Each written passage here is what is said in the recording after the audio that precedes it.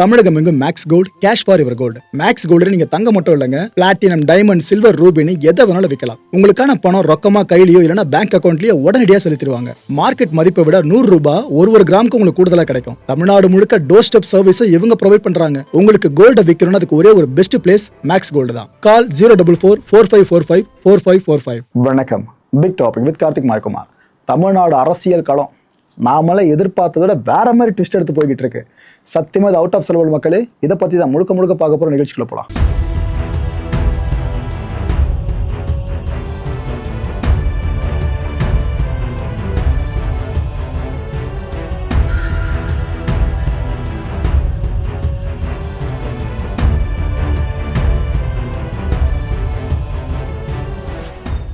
ஒரு வழியா ஒரு பிரம்மாண்ட குழப்பம் முடிவுக்கு வந்தாச்சு. திமுகவோட ஆதரவுல அதிமுக ஆட்சி அமைச்சிருமோ, இபிஎஸ் அவர்கள் திரும்ப முதலமைச்சர் ஆயிடுவாரோ, அப்படி மட்டும் நடந்துருச்சுன்னா இது வரைக்கும் மக்களை அவங்க முட்டாளாக்கி இருக்கிறது கிளியர் கட்டா தெரிஞ்சிருமே. ஏன்னா திமுக வேர்சஸ் அதிமுக தான், திமுக வித் அதிமுகன்னு இதற்கு நம்ம பார்த்ததும் இல்லை, பழக்கமும் இல்லை. இப்போ ஏற்பட்ட ஒரு விஷயம் போயிட்டு இருந்துச்சா, விஜய்ன்ற ஒரு பர்சன் வந்ததுக்கு அப்புறம் இந்த அரசியல்ல 2 பெரும் கட்சிகள், எதிரிகளா இருந்த 2 பெரும் கட்சிகளை இணைக்கிறாரு அப்படின்ற மாதிரிலாம் பல பேர் பேச ஆரம்பிச்சிருந்தாங்க. ஸோ அவங்க மட்டும் சேர்ந்து இருந்தாங்கன்னா அது விஜயோட அரசியல் கரியர் தான் பெரிய மைலேஜாக அமைஞ்சிருக்கும். நல்ல வேலை அது நடக்காதுன்றது இப்போ கன்ஃபார்ம் ஆயிருக்கு. அதிமுக ஆட்சி அமைக்காதுன்ற விஷயமும் இப்போ கன்ஃபார்ம் ஆயிருக்கு. ஒரே ஒரு வரி மூலமாக இபிஎஸ் அவர்கள் தெளிவாக சொல்லிட்டாப்புல, ஆட்சி அமைக்கிற கவனிங்க, ஆட்சி அமைக்கிற கட்சிக்கு வாழ்த்துக்கள்னு சொல்லியிருக்காரு. அவங்க கட்சி ஆட்சி அமைக்கிறதுனா அவரே இந்த வார்த்தையில் பயன்படுத்துவாரா? ஸோ மாற்று கட்சி ஆட்சி அமைக்க போகுதுன்றதை அவர் இங்கே கிளியர் கட்டாக சொல்லிட்டாப்புல. அதிமுக எம்எல்ஏக்கள் கூட்டம் இருக்குல்ல, இது ஃபுல்லாக நடந்து முடிஞ்சதுங்க. அந்த கூட்டம் முடிவில் தான் இந்த விஷயத்தை அவர் அனௌன்ஸ் பண்ணியிருக்காரு. ஸோ குழப்பம் தீர்ந்தாச்சா? ஒரு பெருங்குழப்பம் ரைட்டு. அடுத்த குழப்பத்துக்கு ரெடி ஆகுங்க. சிவி சண்முகம் இருக்கார்ல, சமீபத்தில் அவசரமாக போயிட்டு எம்பி பதவியை ராஜினாமா பண்ணிட்டு வந்தாப்புல. இங்கே தமிழக சட்டப்பேரவை தேர்தலில் அவரும் ஜெயிச்சிருக்காரு. அதை மைண்டில் வச்சுக்கோங்க. ஒரே நேரத்தில் ஒன்று நீங்கள் எம்எல்ஏவாக இருக்கணும், இல்லைனா எம்பியாக இருக்கணும். 2 பதவியெலாம் நீங்கள் வகிக்கக்கூடாது. அதனால் அந்த பதவியை போய் ராஜினாமா பண்ணிட்டு வந்தாப்புல எம்பி பதவியை. இப்போ எம்எல்ஏ பதவி எதுக்காக அவருக்கு இந்த அளவுக்கு தேவைப்படுதுன்ற விஷயம் இருக்குல்ல, இப்போ அது கிட்டத்தட்ட ஆன்சர் கிடைக்கிற மாதிரி இருக்கு. என்ன ஆயிட்டு தெரியுமா? இப்போ அதை இந்த வீடியோ ஷூட் பண்ணிருக்கேன், இந்த நேரம் இருக்க அப்டேட்டை பற்றி மட்டும் சொல்கிறேன். இபிஎஸ் அவர்கள் தலைமையில் ஒரு பக்கம் மீட்டிங் நடந்துச்சு, இன்னொரு பக்கம் சிவி சண்முகம் அவர்கள் தலைமையிலையும் இன்னும் சில முன்னாள் அமைச்சர்கள், அதிமுக அமைச்சர்கள் அவங்க தலைமையிலையும் ஒரு மீட்டிங் நடந்திருக்கு. அங்கே நிறைய எம்எல்ஏஸ், அவங்களோட எண்ண ஓட்டமைப்பு என்னவா இருக்கும்? நம்ம கடந்த முறை ஆட்சியில் இல்லை, கட்சிக்கு நிதி நெருக்கடி கண்டிப்பாக பெருசாக இருக்கும். நாம் திரும்பவும் ஆட்சி இல்லாமல் போயிட்டு ஒரு 5 வருஷம் சும்மா இருக்கணும்னாக்கா எப்படி கட்சி நடத்துறது? மாவட்ட செயலாளர்கள் சார்ந்து ஃபண்டிங்லாம் எப்படி பண்ணுறது? ரொம்ப கஷ்டமாக இருக்கும். அதனால் ஆட்சியில் பங்குன்ற விஷயத்தை தான் விஜய் அவர்கள் அஷ்யூர் பண்ணியிருக்காரு. அவரும் பரப்புரை கூட்டங்களில் திமுகவை அடித்த அளவுக்கு அதிமுக பெருசாக நோண்டலையே, அதுவும் 2 பேர் நடுவில் தான் போட்டி சொல்லிட்டு இருந்தாப்லையே. அதிமுக ஒரு ஃப்ரெண்ட்லியாக பார்த்த மாதிரி தானே தெரியுது. கிட்டத்தட்ட நம்ம அம்மா ஜெயலலிதா அவர்களே அவர் ரோல் மாடலாக வச்சிருக்காரு, எம்ஜிஆர் அவர்கள் வழியில் ஃபாலோ பண்ணதா சொல்கிறாரு. எப்படி பார்த்தாலும் கிட்டத்தட்ட அதிமுக ஆள் மாதிரி தான் அவர் செயல்படுறாரு. என்ன, நம்ம பாஜகவோட கூட்டணியில் இருக்கோம், இதில் மட்டும் முரண்பாடு இருக்குது, பரவாயில்ல, அரசியல் நிரந்தரமாக எதுவுமே கிடையாதுல்ல. நாம் விஜய் சாரோட அந்த தாவேக்கா சார்ந்து ஆட்சி அமைக்கிறதுக்கு எதுக்கு ஹெல்ப் பண்ணக்கூடாதுன்னு ஒருவேளை சண்முகம் அவர்கள் நினைச்சாருன்னா அதிமுக திரும்ப ஒரு பிளவை சந்திக்குமா? ஸ்லைட்டாக அந்த வாய்ப்பு இப்போ ஏற்பட்டிருக்குங்க. ஒரு கட்சி எத்தனை பிளவை தான் சந்திக்கும்னு தெரியல, இதுக்கப்புறம் சந்திக்க வாய்ப்பு பெருசாக எழுந்திருக்கு. எனக்கு தெரிஞ்சு இது இப்படியே முடிஞ்சிருச்சுன்னா ஓகே. இது இன்னும் டெவலப் ஆகி டிவிக்கே கூட சிவி சண்முகம் தரப்புன போய் சேர்ந்தாங்க அப்படின்னா விஷயம் எப்படி வேணாலும் மாறலாம் மக்களே. அதுக்கு வாய்ப்பு இருக்காது, நானும் நம்புகிறேன், ஆழமாக நம்புகிறேன். பட் பார்ப்போம் அடுத்த அரசியல் என்ன நடக்க போகுது அப்படின்ட்டு. ஏன்னா இந்த விஷயம் முதல்ல நடக்கும்ன்றது தெரிஞ்சிருந்தா டிவிக்கு இவ்வளோ திமுக கூட்டணி கட்சியோட ஆதரவை எதிர்பார்த்துருக்கவே மாட்டாங்க. இப்போ ஏடிஎம்கே மனசில் என்ன இருக்குன்னு யாருக்குமே தெரியல. சிவி சண்முகம் அவர்கள் சந்திச்சு பேசியிருக்காரு எம்எல்ஏஸை. அது எதுக்குன்ற காரணம் இதுமாரி அசம்ஷன் மட்டும் தான் தெரியப்படுத்திட்டு இருக்கே தவிர இதுதான் ரீசன் யாருக்கும் புரிஞ்சிக்க முடியலங்க. இது அவங்களா வாய் திறந்து சொன்னால் மட்டும் தான் நம்மளுக்கு புரியும். ஸோ தமிழக அரசியலில் அடுத்த பரபரப்புக்கும் எல்லாம் ரெடி ஆகிடுங்க. இப்பயே சேலத்தில் தாவேக்காவினர் இருக்காங்களே, அவங்க பல பேரும் மண்சோறு சாப்பிட்ருக்காங்க. அவங்க வீட்டில் இருக்க குழந்தைங்க நல்லா வளரணும், அவங்களோட வாழ்க்கை செழிக்கணும், அதுக்காக கிடையாது, விஜய் அவர்கள் ஆட்சியை பிடிக்கணும், இந்த ஒரே ஒரு காரணத்தை மனசில் வச்சு மண்சோறு சாப்பிட்ருக்காங்க. ப்ரோ இது என்ன பெரிய விஷயமானு கேட்டிங்கன்னா பெரிய விஷயந்தான். ஏன்னா அவங்களுக்காக இல்லாமல் இன்னொரு நபருக்காக பண்ணியிருக்காங்க. அதுவும் இல்லாமல் அவங்க நேரத்தை செலவு பண்ணியிருக்காங்களே, இது எல்லாத்தையும் நம்ம எல்லாருக்கும் பண்ணுறோமா? அந்தளவுக்கு அன்பு ஒருத்தர் மேலே இருந்தால் மட்டும் தான் பண்ண முடியும். இந்த அன்பை விஜய் சார் மேலே இருக்க உங்களோட அன்பை இங்கே பார்க்க முடியுது. அடுத்து ஒரு சில தாவேக்கவினர் என்ன பண்ணியிருக்காங்க, வீட்டில் கணபதி ஹோமம்லாம் பண்ணியிருக்காங்க. ஆக்சுவலாக ஒருத்தர் சிஎம் ஆகணும், அவர் நாட்டு ஆளணுன்றதுக்காக கணபதி ஹோமம் பண்ணுவாங்கன்னு எனக்கு தெரியல, ஆனால் இங்கே பண்ணியிருக்காங்க. இது போல விஷயங்கள்லாம் ஒரு பக்கம் ஸ்பெசிஃபிக்காக நடந்துக்கிட்டு இருக்கு. இன்னொரு பக்கம் நம்ம கடலூர் தொழுதூர் இருக்குல்ல, அங்கே தாவேக்கவினர் சில பேர் சாலை மறியல் போராட்டத்தில் ஈடுபட ஆரம்பிச்சிட்டாங்க. ஆக்சுவலாக ஆட்சியை பிடிக்கிற விஷயம் கையை விட்டு போகுதுன்னாலே இது போல கலையபரங்களை அடுக்க ஆரம்பிச்சிடும், அப்படியே வளர்த்துட்டே போயிட்டு இருக்கோம். ஆனால் இப்போ நிலைமை கொஞ்சம் சுமூகமாயிடுச்சுல ஆட்சி சார்ந்து, இதுக்கப்புறம் இதெல்லாம் குறையாத வாய்ப்புகள் அதிகம், பெருசாக வாய்ப்புகள் இல்லைன்னு நினைக்கிறேன். ஆக்சுவலாக இந்த சாலை மறியல் போராட்டத்தில் போக்குவரத்து கடுமையாக பாதிக்கப்பட்டிருந்துச்சிங்க. இதே எங்கள் விட்னஸ் பண்ண முடிஞ்சது. இன்னொரு பக்கம் ஆளுநர் மாளிகைக்கு வெளியே ஒரு தாவேக்கா தொண்டர் ஆவேசப்பட்டாரு பாருங்க, அவ்வளோ கோபத்தை கொப்பளிச்சுட்டு போயிருக்காருங்க.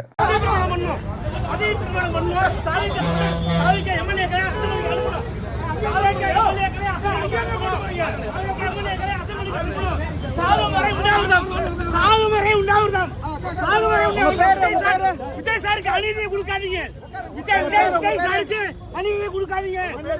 தனி மனிதனை ஜெயிச்சிருக்காரு, தனி மனிதனை ஜெயிச்சிருக்காரு, எந்த ஒரு பின்புலமும் இல்லாம தனி மனிதனை ஜெயிச்சிருக்காரு. அவருக்கு அநீதி கொடுக்காதீங்க. இந்த காவல்துறை அத்தனை பேருக்கு விஜய் சார் சிஎம் சொல்லுவாரு. விஜய் சார் முதல்வர் பதவி ஏற்ற உடனே எல்லாருக்கும் தண்டனை கிடைக்கும். வாழ்க டிவிகே, டிவிகே வாழ்க, டிவிகே வாழ்க, டிவிகே வாழ்க.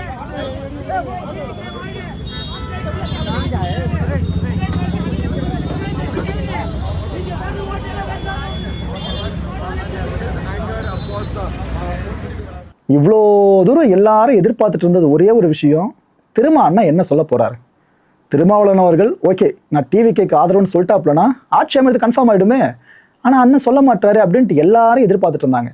ஆக்சுவலாக நேற்றுக்கு இந்த இன்ஃபர்மேஷன் வெளியே வந்திருக்கணும், அவர் அனௌன்ஸ் பண்ணியிருக்கணும், ஆனால் பண்ணலை. என்ன காரணமோ ஏது காரணமோ. ஆனால் இந்த கேப்பை பயன்படுத்தி பல பேர் என்ன சொல்ல ஆரம்பிச்சிட்டாங்க, உள்ள ஏதோ பேச்சுவார்த்தை போயிட்டு இருக்கு போல இருக்குப்பா. அண்ணன் துணை முதலமைச்சர் கேட்குறாரா என்ன, இல்லைனா ஸ்ட்ரைட்டாக முதலமைச்சர் கேட்குறாரா என்ன, இல்லை மினிஸ்டர்ஸ் இவ்வளோ பேர் வேணும்னு கேட்குறாரா என்ன, ஒன்றுமே புரியல அப்படின்னு பல பேர் பேச ஆரம்பிச்சிட்டாங்க.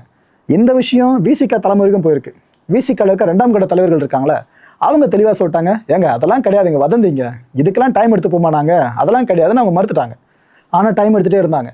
இன்னைக்கு காலையிலேயே ப்ரெஸ் பீப்பிளை சந்திப்பாருன்ற மாதிரி வாய்ப்பு ஏற்பட்டுருந்துச்சு. யார், திருமாவளவன் அவர்கள் ஆதரவு தெரிவிக்கிறாரா இல்லையான்றதை தெரிவிக்க. ஆனால் காலையில் ப்ரெஸ் மீட்டு நடக்கலை. சரி மதியானம் இதெல்லாம் நடக்கும்னு பார்த்தா மதியானமும் பெருசாக எதுவும் இல்லை. அதுக்கப்புறம் சாயங்காலம் வரைக்கும் எல்லாரும் வெயிட் பண்ணிட்டு இருக்கும் போது தான் அண்ணா வருவார்னு பல பேர் காத்துட்டு இருந்தாங்க, வரல. இன்ஃபேக்ட் ஒட்டுமொத்த இந்தியாவும் ஒருத்தரோட ப்ரெஸ் மீட்டுக்கு வெயிட் பண்ணிச்சுனாக்கா அது திருமாவளவர்களே இந்த ப்ரெஸ் மீட் தான், அவ்வளோ வெயிட் பண்ணிட்டு இருந்தாங்க. ஆனால் மைக் இருந்துச்சு, சேர் இருந்துச்சு, அங்கே திருமாவர்கள் மட்டும் பெருசாக பார்க்க முடியல. இதுக்கு மத்தியில் இந்த விசிகா ஆஃபீஸ் இருக்குல்ல, இதுக்கு வெளியே குவிஞ்சிட்டாங்க பாருங்க. விசிகா தொண்டர்கள் இல்லை, அவங்க எண்ணிக்கை குறைவு. தாவேக்கா தொண்டர்கள் அவ்வளோ பேர் குவிஞ்சிட்டாங்க வெளியே. தாமதமாக ஆக ஆக கூட்டம் சேர ஆரம்பிச்சிருச்சு.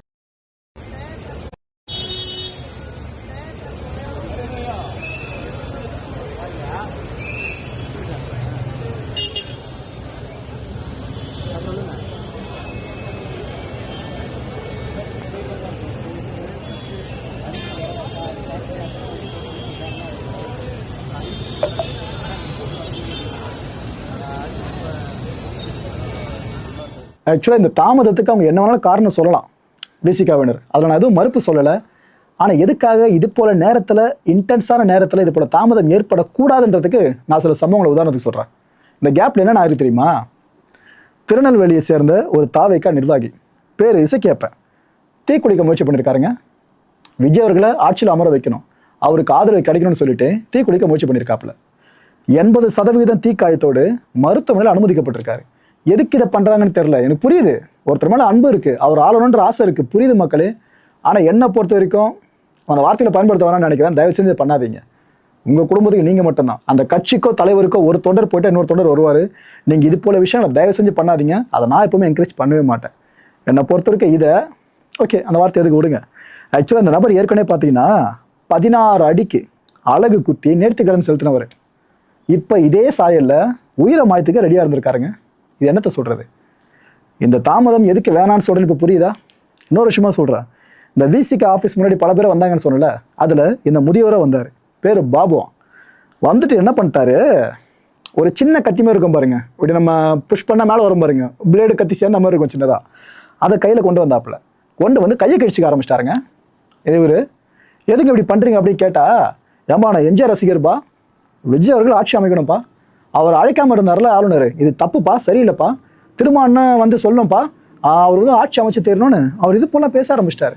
அவங்க வந்து போலீஸ் தடுத்து நிறுத்தி கட்சி போட்டு அந்த காயம் போட்ட இடத்துல அவங்க கவர் பண்ணுறாங்க. எதுக்கு இது போல விஷயங்களும் பண்ணுறாங்கன்னு தெரியல மக்களே. நண்பர்களே, தயவு செஞ்சு இது போலாம் பண்ணி தொலைக்காதீங்க. உங்களுக்கு ஏதாவது ஒன்று கிடக்க ஒன்று ஆயிடுச்சுன்னா ஒரு அறிக்கை கூட உங்களுக்காக வராது. நீங்கள் பாட்டு பர்சனல் லைஃப்பை பார்த்துட்டு போயிட்டே இருங்க. அரசியல் சதுரங்கத்துக்குள்ளே தெரியாமல சிக்காதீங்க. உங்கள் நல்லதுக்கு சொல்கிறேன். சரி, இவ்வளோ விஷயம் நடந்துச்சுல, இதுக்கப்புறம் திரும்ப அண்ணன் என்ன சொன்னார் அப்படின்னு கேட்டிங்கன்னா, ஆதரவு கடிதத்தை கொடுத்துட்டாருங்க. யார் மூலமா? ஆதவ அர்ஜுனா. எங்கேருந்து யார்கிட்டேருந்து போனாப்புலையோ அந்த இடத்துக்கே வராப்புல அவரே சந்திக்கிறாப்புல ஆதரவு கடிதத்தை திருமாவளவன் அவர்கள் கொடுத்துட்டாங்க. இதை சீக்கிரமே கொடுத்துருக்கலான்றதான் பல பேரோட கருத்தாக எழுந்திருக்கு. பல பேரும் சோஷியல் மீடியா முழுக்க இதை பற்றி தனியாக டிபேட் பண்ண ஆரம்பிச்சிட்டாங்க. எதுக்கு இவ்வளோ காலதாமதம் எடுத்திருக்காங்க அப்படின்ட்டு.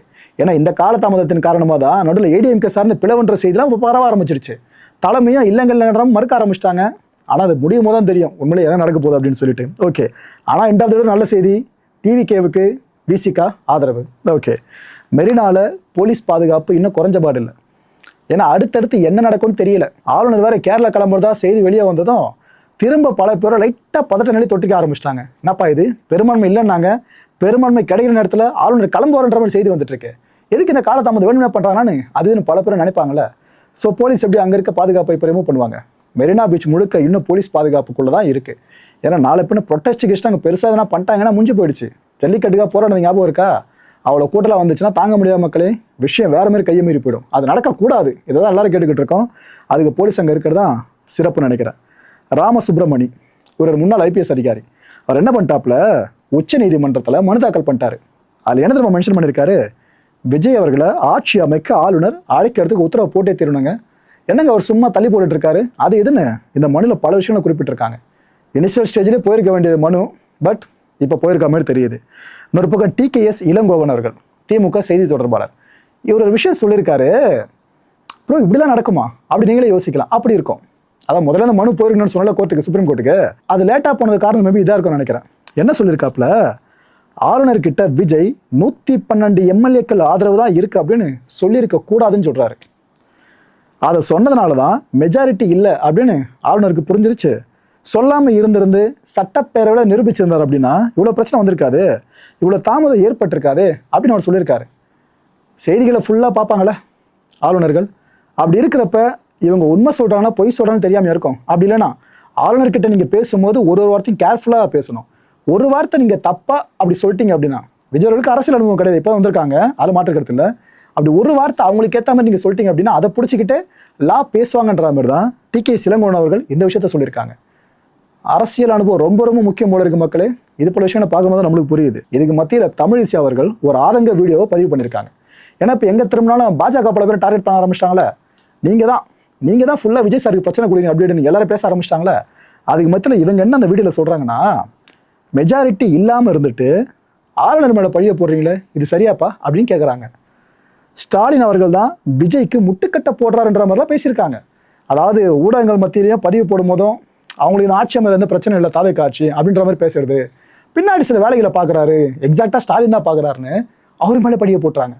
எப்படி போது பாருங்க முக்கோணமா. விஜய் சார் மேலே இருக்க அபிமானம் காரணமாக பல பேரும் பாஜக மேலே பழிய போடுறது, பாஜகவினர் இந்த பக்கம் திமுக மேலே பழிய போடுறது, இது திரும்ப இங்கே தான் வந்து நிற்கும். இப்படி போய்கிட்டு இருக்கு. வணக்கம். நிலவி வரும் தமிழக அரசியல் சூழ்நிலையினால் இதை நான் பதிவிடுகிறேன். தொடர்ந்து முழுமையான எண்ணிக்கை இல்லாததினால் 3 முறை விஜய் அவர்கள் சந்தித்த பின்பும் ஆளுநர் திருப்பி அனுப்பி இருக்கிறார். ஆளுநர் மாளிகை தெளிவாக சொல்கிறது, நீங்கள் எண்ணிக்கையோடு வாருங்கள், நாங்கள் அனுமதி தருகிறோம் என்று. ஒவ்வொரு முறையும் எண்ணிக்கை இல்லாமல் சென்று விட்டு ஆளுநர் மீது பழி போடுவது எந்த விதத்திலும் நியாயம் இல்லை. இத்தனை மதிப்பெண்கள் வாங்கினால்தான் தேர்வாக முடியும் என்று தேர்வு இருக்கும் பொழுது அந்த எண்ணிக்கை இல்லாமலே என்னை தேர்வு செய்யுங்கள் என்று சொல்வது தவறு. அது மக்களின் நம்பிக்கை பெற்றதாக ஆகாது. அது மட்டுமல்ல, இன்றைய காலகட்டத்தில் தமிழக முதலமைச்சர் அவர்கள் சொல்கிறார்கள், தனிப்பெரும் கட்சியை நீங்கள் அழைக்க வேண்டும் என்று சொல்லிவிட்டு பின்னால் இருந்து அதற்கு பல முட்டுக்கட்டைகளையும் போட்டுக் கொண்டிருக்கிறார்கள். ஆக வெளித்தோற்றத்தில் விஜயை ஆதரிப்பது போல ஒரு தோற்றத்தை ஏற்படுத்திவிட்டு எல்லோரும் முட்டுக்கட்டை போட்டுக் கொண்டிருக்கிறார்கள். அதுதான் இன்றைய அரசியல் சூழ்நிலையாக இருக்கிறது. கம்யூனிஸ்டுகள் ஆதரவை தெரிவித்து விட்டு மத்தியில் இருந்து பாரதிய ஜனதா கட்சி ஆளுநருக்கு அழுத்தம் தருகிறது என்று சொல்கிறார்கள். அதிலும் உண்மை இல்லை. நான் கேட்கிறேன், திருமாவளவன் அவர்களின் ஆதரவுக்காக காத்திருக்கிறோம் என்று சொல்கிறார்கள். 2 கம்யூனிஸ்டுகள் நான் ஒட்டுமொத்தமாகத்தான் முடிவெடுப்போம் என்று சொன்ன திருமாவளவன் இன்று ஏன் தயங்குகிறார்? என்ன பேரம் பேசிக் கொண்டிருக்கிறார்? ஆக இவர்கள் எல்லாம் தங்களது அரசியல் லாபத்திற்காக, சுய லாபத்திற்காக முடிவுகளை எடுத்துவிட்டு பாரதிய ஜனதா கட்சியை பழி சொல்லுவது எந்த விதத்திலும் நியாயமில்லை. அதே போல் காங்கிரஸ் அவர்கள் ஒட்டுமொத்தமாக திராவிட முன்னேற்ற கழகத்திடம் இருந்து தனது நட்பை முறித்துக் கொண்டு இன்று அவர்களே எத்தனை எம்எல்ஏக்கள் அவர்களுக்கு ஆதரவு தருகிறார்கள் என்ற ஒரு எண்ணிக்கை இல்லாமல் ஹைதராபாத்திற்கு சென்றிருக்கிறார்கள். ஆக எல்லோரும் சுயநலத்திற்காக தங்களது அரசியல் நகர்வை செய்துவிட்டு ஆளுநர் மீதோ பாரதிய ஜனதா கட்சியின் மீதோ பழியை சுமத்துவது சரியல்ல. அதனால் நான் இந்த விளக்கத்தை அளிக்கிறேன். நன்றி. மக்களை இந்த கான்டென்ட்டை பொறுத்தவரைக்கும் நாமெல்லாம் சிந்திக்க வேண்டியது ஒரே ஒரு விஷயம் தான். அது எப்படி விஜய் அவர்கள் விஷயத்துல மட்டும் நெகட்டிவாக எப்பப்பெல்லாம் நடக்குதோ அப்பப்பெல்லாம் பாஜக நெடி வீசுதுன்னு எனக்கு தெரிலங்க. உங்களுக்கு என்ன தெரிஞ்சா கமெண்ட் செக்ஷனில் கமெண்ட் லீவ் பண்ணுங்க. அடுத்த நிகழ்ச்சியை சந்திக்கலாம். நன்றி, வணக்கம். தமிழகம் எங்கும் Max Gold, cash for your gold. Max Gold நீங்க தங்க மட்டும் இல்லைங்க, பிளாட்டினம், டைமண்ட், சில்வர், ரூபினி எதை வேணாலும் விற்கலாம். உங்களுக்கான பணம் ரொக்கமா கையிலயோ இல்லைன்னா பேங்க் அக்கௌண்ட்லயோ உடனடியாக செலுத்திடுவாங்க. மார்க்கெட் மதிப்பை விட 100 ரூபாய் ஒரு கிராமுக்கு உங்களுக்கு கூடுதலா கிடைக்கும். தமிழ்நாடு முழுக்க டோர் ஸ்டெப் சர்வீஸை இவங்க ப்ரொவைட் பண்றாங்க. உங்களுக்கு கோல்டை விற்கணும்னு அதுக்கு ஒரே ஒரு பெஸ்ட் பிளேஸ் மேக்ஸ் கோல்டு தான். கால் 04445454545.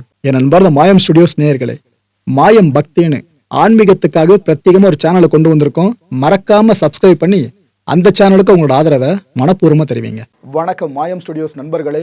மாயம் ட்ரெண்ட்ஸ் அப்படின்ற ஒரு புதிய ஃபேஸ்புக் பேஜை ஓப்பன் பண்ணியிருக்கோம்.